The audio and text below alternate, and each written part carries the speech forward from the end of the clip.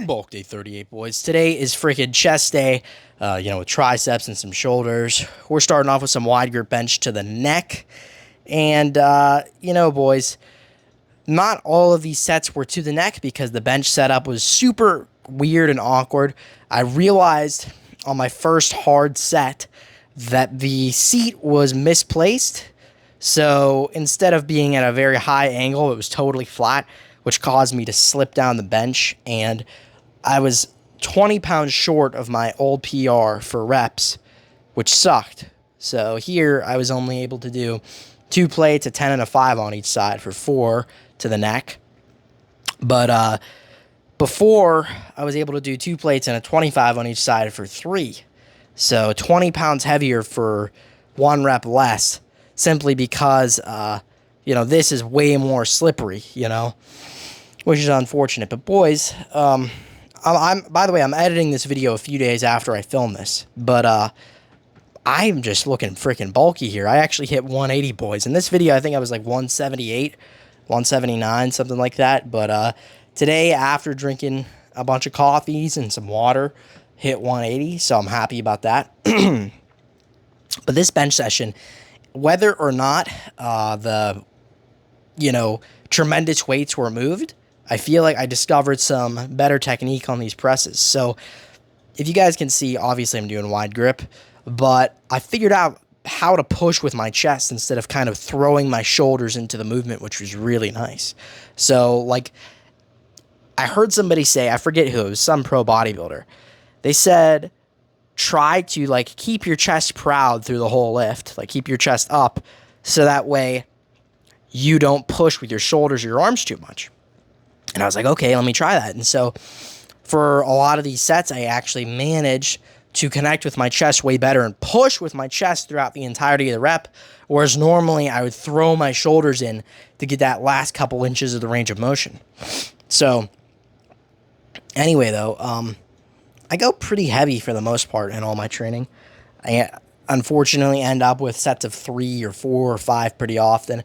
I try to aim for 6, but my goal is to go super heavy. Maybe the form's not perfect, and then keep going until my form is perfect with that weight. Not all of my training reflects that. Of course, sometimes, I end up ego lifting and just trying to more and more weight each week. But I'm telling you guys, if the progressive overload is there, don't shortchange it, On a side note, which I guess is a main note now, because this is the topic I want to discuss, tricep pushdowns are one of those things, guys. Doesn't matter how good your form is. People kind of like to say you're ego lifting no matter what. In my opinion, I feel I connect with my triceps the best by far when I do kind of a half repping range of motion in the bottom portion where it's most contracted. I really don't get anything out of the stretch. I get nothing out of the stretch. I totally lose all connection with my triceps. I feel like I'm just letting the weight go onto my joints, but for whatever reason, people basically say you have to go all the way up until your hands touch your shoulder pretty much, and I never connected well with that. So this range of motion you see right here feels pretty much perfect to me. Some of the reps are a little bit too short, but I just love feeling that nice, I'm getting in the groove with the tricep contraction. And then here, just to kind of prove that obviously the weight was not too much for me, I did a super complete rep at the end.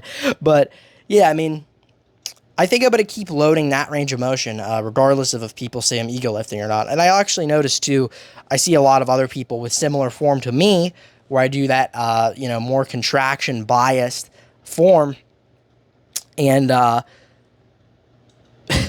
they get called out for ego lifting. But the thing is, they have huge arms. People who spend time in that bottom contracted position for the triceps specifically have the biggest arms. Guys who focus exclusively on the stretch for triceps don't have the greatest arms. The proof is in the pudding. Now, I don't like to say that you should go based off of who's biggest and who's smallest in certain aspects to determine which training technique is the best, because obviously, you look at guys like Arnold, and a lot of his training principles were very, very off. They were not congruent with the science whatsoever.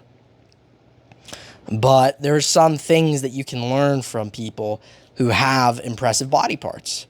You know, I think that Arnold taking the wide grip that he did on bench probably was a big contributor of his chest growth. If he had done medium or close grip, I don't think his chest would have looked the same. Speaking of wide grip or just stretching the chest in general, I love these decline flies. I love the insane contraction that they offer up.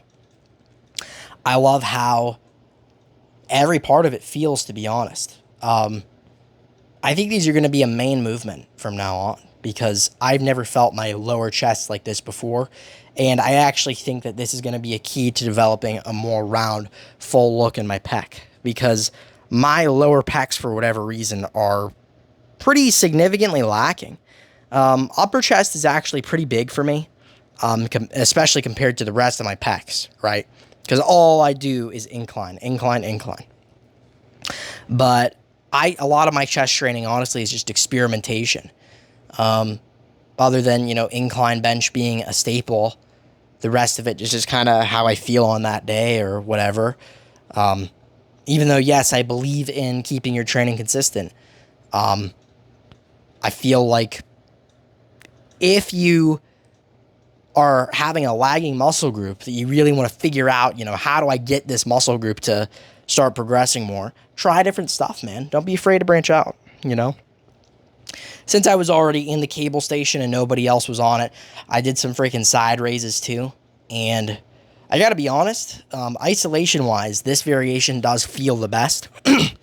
The mental, intensity is not that high with this lift, even when you push to failure, which is, I guess, a bonus. Because I don't feel like I'm getting a lot of cheating into it whatsoever at all. Whereas dumbbell side raises, I feel like I'm cheating more with them.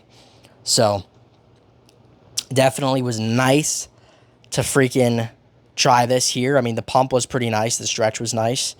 And it kind of makes my arms look big here. But, yeah.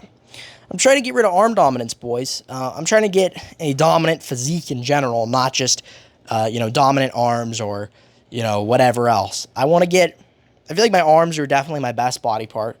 But I want to get my chest to be insanely massive.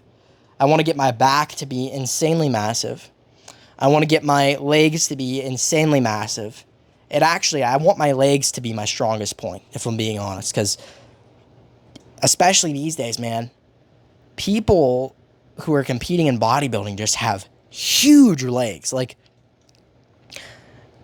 You look at the golden era, those guys had nothing on today's guys in terms of leg development, These guys were making me laugh during my set. But, dude, I mean, the leg standards are so outrageously high. I mean, people would call you Mr. Tree Trunks in the golden era if you had legs like today back then. So definitely I want legs to be way bigger. I'm thinking 30 inches minimum is my goal in life for legs. I'd like to get maybe 32-inch legs, but we'll see what happens. Here we did some posing. We're nearing the end of the session. Arms look huge. I have the camera in selfie mode for this posing session. Just because I feel like selfie mode makes me look way better. I don't know. The other camera, I forget what it's called. The rear camera or the front camera, I don't know which part of your phone's the front and which one's the back. But the other view, other perspective, I'm sorry, I'm tired. Please forgive me. It makes me look a lot worse, But the waist is staying really small on this bulk, which I'm happy about. Posing session went incredibly. Arms are pumped. Chest is pumped. Shoulders are pumped. Triceps are pumped. The whole deal. And I will see you guys tomorrow.